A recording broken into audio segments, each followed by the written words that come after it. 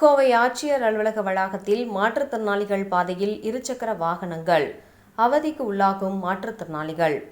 கோவை மாவட்ட ஆட்சியர் அலுவலக வளாகத்தில் மாற்றுத்திறனாளிகளுக்காக அமைக்கப்பட்ட பிரத்யேக பாதையில் இருசக்கர வாகனங்கள் நிறுத்தப்படுவதால் அப்பாதையை பயன்படுத்த மாற்றுத்திறனாளிகள் கடும் சிரமத்திற்கு உள்ளாகின்றனர்.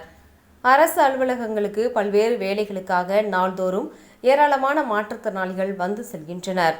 அவர்களின் வசதிக்காக ஆட்சியர் அலுவலக வளாகத்தில் பிரத்யேகமாக சாய்வு தளத்துடன் கூடிய நடைபாதை அமைக்கப்பட்டுள்ளது. ஆனால் இப்பாதையை தற்போது இருசக்கர வாகனங்கள் நிறுத்தும் இடமாக மாறி வருவதாக மாற்றுத்திறனாளிகள் வேதனை தெரிவிக்கின்றனர்.